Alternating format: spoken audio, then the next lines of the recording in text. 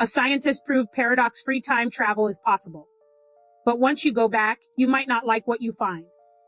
Time travel is deterministic and locally free, a paper says, resolving an age-old paradox. This follows research observing that the present is not changed by a time-traveling qubit. It's still not very nice to step on butterflies, though. In a peer-reviewed paper, a scientist says he has mathematically proven the physical feasibility of a specific kind of time travel. The paper appears in Classical and Quantum Gravity. Germain Tobar and Fabio Costa, both of the University of Queensland at the time of the paper's publication, worked together on the study. In Reversible Dynamics with Closed Time-like Curves and Freedom of Choice, Tobar and Costa say they found a middle ground in mathematics that solves a major logical paradox in one model of time travel. Let's dig in. The math itself is complex, but it boils down to something fairly simple. Time travel discussion focuses on closed time-like curves, something Albert Einstein first posited.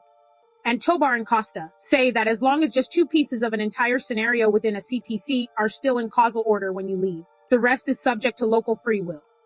Our results show that CTCs are not only compatible with determinism and with the local free choice of operations, but also with a rich and diverse range of scenarios and dynamical processes, their paper concludes. In a statement, Costa illustrates the science with an analogy.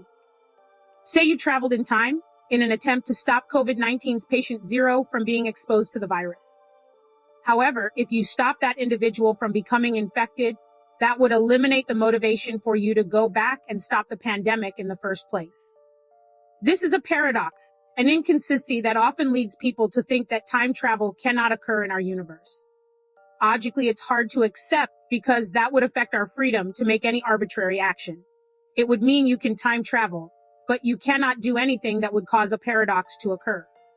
Some outcomes of this are grouped as the butterfly effect, which refers to unintended large consequences of small actions. But the real truth, in terms of the mathematical outcomes, is more like another classic parable, the monkey's paw. Be careful what you wish for, and be careful what you time travel for. Tobar explains in the statement. In the coronavirus patient 0 example, you might try and stop patient 0 from becoming infected, but in doing so, you would catch the virus and become patient 0, or someone else would. No matter what you did, the salient events would just recalibrate around you. Try as you might to create a paradox, the events will always adjust themselves to avoid any inconsistency.